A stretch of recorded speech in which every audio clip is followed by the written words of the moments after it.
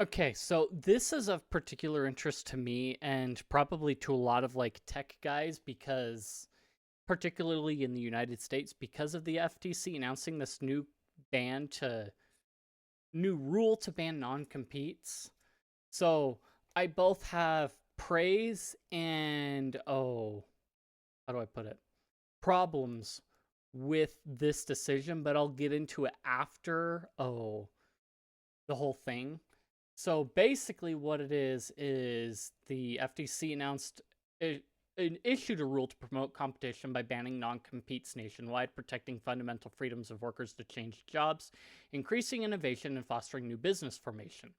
So a lot of businesses have had non-compete clauses in their contracts with employees because what ends up happening is sometimes when you're running a business slightly in a slightly sketchy manner or providing not as good service, one, you're training up employees, and two, those employees can later on become your competition because either they move to another company in the same field or they start their own business.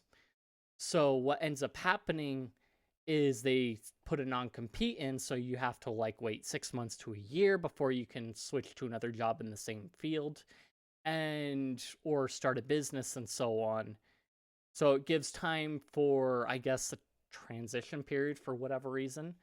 Some businesses have lifetime non-compete clauses, which means you can never look at a job in another place in the same field ever again for the rest of your life if you leave. So you're basically stuck in a job that could be really, really bad. So non-compete clauses keep wages low, suppress new ideas, and rob the American economy of dynamism. This is kind of true. A non-compete, depending on how it's worded, can lock someone into a job, meaning that they don't have wherewithal. They're basically at the behest of the executives or their boss in order to move up in pay. And sometimes some of those companies are not very innovative. They do the same things. And so going to a new company could prove worthwhile for an employee, but because of a non-compete, it means that they are not. They are basically suppressed from bringing those ideas to light, and so they have to find some other way to do it. Granted, the field of open source means that new ideas can flourish, although you're probably not going to get paid the best for it because of that. Let's see, dynamics in the economy, meaning that people can move from place to place, increase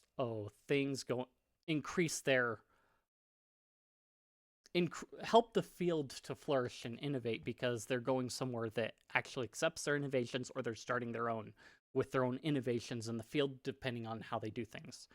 More than 8,500 new startups that would be created a year once non-competes are banned. So I don't know where they get this number from.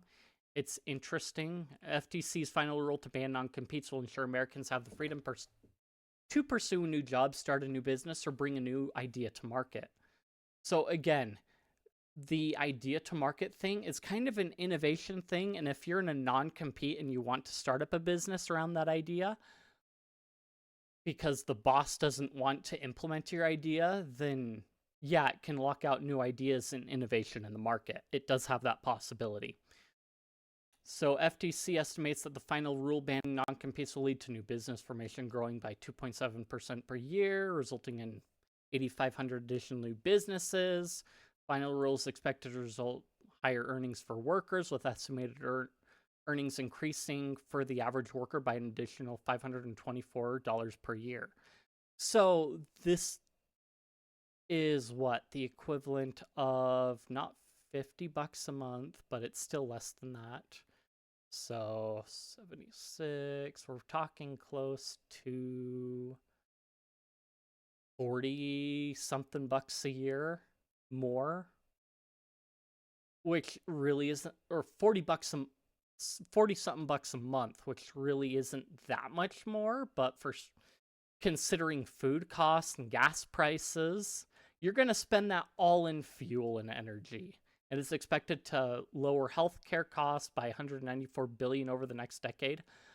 Depending on how much the government regulates on health, yeah, it can do that because of innovation in the health sector, in tech sectors. But that's only dependent on certain other things, because as long as the government keeps doing like healthcare regulation and things like that, you're not going to really run into too much dropping because of the way that the healthcare market is. Even in the United States, it can be a problem. And I don't know if that would necessarily be due to insurance companies and the way they work things, or hospitals specifically, or the tech behind it all, or things like that, because of how heavily involved the government has slowly been getting involved into healthcare. In addition, the final rules are expected to help drive innovation, which it can spur that, because now you can have new people getting into the market to do stuff, leading an estimated average increase of 17,000 to 29,000 more patents each year for the next 10 years under the final rule. Widespread and often exploitative practice imposing contractual conditions that prevent workers from taking a new job or starting a new business. This is true, and so sometimes you can have like a new business startup, and it's usually a time space that they restrict that, but again, sometimes it's for life. This also banning non-competes also encourages executives and owners to increase wages or to provide a better pay incentive for their employees to stay, so that they will want to work, be more incentivized to work. But then it also comes with the drawback of tax dollars, because you start paying these employees more, now they're being charged more for taxes.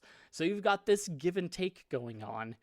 And so in some cases, that it's actually more advantageous for an employee to pick up a business, start a business, and work that, because of the tax incentives that come along with starting their own business and doing things that way.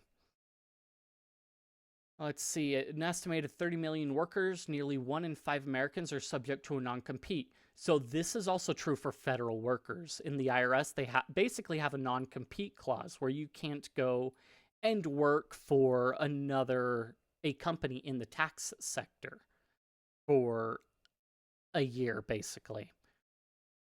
And so I don't know whether there would be an exemption for that for the IRS and federal work or not, but it would be interesting to see, being as many of these federal agencies are in bed with each other in certain respects. Let's see, existing non-competes for the vast majority of workers will no longer be enforceable after the rule's effective date. Existing non-competes for senior executives, who represent less than 0.75% of workers, can remain in force under the FTC's final rule. So you exclude senior executives under this, but employers are banned from entering into or attempting to enforce any new non-competes, even if they involve senior executives. So existing ones for senior executives are still in force. So if a senior executive wanted to go and go to a different business and they had a non-compete for life, they still couldn't do that under the FTC's rule, because probably they see senior executives as being too rich. But anyway, employers will be required to provide notice to workers other than senior executives who are bound by an existing non-compete that they will not be enforcing any non-competes against them. January 2023, the FTC issued a proposed rule, which was subject to a 90-day public comment period. Received more than 26,000 comments on the rule, over 25,000 comments in support. Proposed ban on non-competes. Comments inform the FTC's final rulemaking process, with the FTC carefully reviewing each comment and making changes to the proposed rule in response to the public's feedback. So you did get a lot of public feedback, so I guess they did change it based on that, but there's still a lot to where when they say the public, do they mean actual frontline workers, or do they mean people that gave us the most money? because you can find that some of these federal agencies and the people pencil pushers in them can be affected in their rulemaking by certain, how should I say, lobbying firms in certain directions. And so you start seeing things being one-sided in a certain way. Hence why senior executives may be excluded from this rule up here, rather than flat out saying, no, it would be, it's almost like if you were to propose a flat tax percentage of 10% and say, hey, we're just going to do a flat tax of 10% of your income on everyone, and that's it, rather than a tiered bracketed system. And that would be more fair in a lot of senses, and you could say that everyone pays their fair share if they're paying their 10% in taxes, rather than doing a tiered system where someone that makes more is penalized more. In the final rule, the Commission has determined that it is an unfair method of competition and therefore a violation of Section 5 of the FTC Act for employers to enter into non-competes with workers and to enforce certain non-competes. So this can be true and untrue at the same time. So you do want, it kind of depends on how things are worded in the non-compete, whether it's fair or not. If it's a lifetime thing, definitely unfair. It basically locks you into whatever wage the boss wants to give you. Oh, certain things under non-compete, maybe less so, but like, I think that would more go under NDA. NDA umbrellas. Commission found that non-competes tend to negatively affect competitive conditions in labor markets by inhibiting efficient matching between workers and employers. Again, this is more of incentivizing your workers properly so that they are incentivized to actually work hard and do their job right, rather than being told that you have to do this, otherwise blah, blah, blah, blah, blah. Let's see, there's also evidence that non-competes lead to increased market concentration and higher prices for consumers. So this is also true. So if you work for a bigger business, like say a big tech firm, and they have a non-compete clause, you can't go out and do something better. You've got a lot of good things over here, but they have a culture that doesn't quite incentivize working hard or doing things correctly. Then their non-compete may prevent you from going to start a business in that same area and competing with them with better culture and better incentives and things like that. So, and thus also possibly being able to provide lower prices than the large company that has monopolized the entire market. There's also the issue of these big companies then have the market share to influence certain federal agencies to squash their competition. Even though non-competes may be banned, there are still non-competitive actions that non-competitive repercussions that a company may be able to take as a skirt around to not being able to enforce non-compete clauses. Alternatives to non-competes. Commission found that employers have several alternatives to non-competes that still enable firms to protect their investments without having to enforce a non-compete. Trade secret laws and non-disclosure agreements both provide employers with well-established means to protect proprietary and other sensitive information. Researchers estimate that over 95% of workers with a non-compete already have an NDA. Commission also finds that instead of using non-competes to lock in workers, employers that wish to retain employees can compete on merits for the workers' labor services by improving wages and working conditions. Again, this is a big one. When you're talking about improving wages and working conditions, you shouldn't need a non-compete if you're doing that right, if you have your working conditions right and your wages correct. There are other companies that are able to provide really good pay based on the amount of work that an employee does and have really good working conditions and still be successful. And those employees continue to want to work for them because they've got really good pay incentive and the work conditions aren't bad. Let's see, it's James Butler that runs his own septic business that pays his employees based on the number of jobs that they take, so they get paid based on the work that they actually do rather than an arbitrary number of dollars based on the number of hours that they work. So let's see, under final rule, existing non-competes for senior executives can remain in force. Employers, however, are prohibited from entering into or enforcing new non-competes with senior executives. Rule defines senior executives as workers earning more than 151. See, this is an arbitrary number. Who are in policy-making positions. So this one makes sense. If you're in a policy-making position, then you, I guess, are technically a senior executive, but you've kind of almost picked a arbitrary salary out of thin air because of this number. You don't pick an even number, you pick an arbitrary one, and like, where's the 69 cents added on to here, okay? Honestly.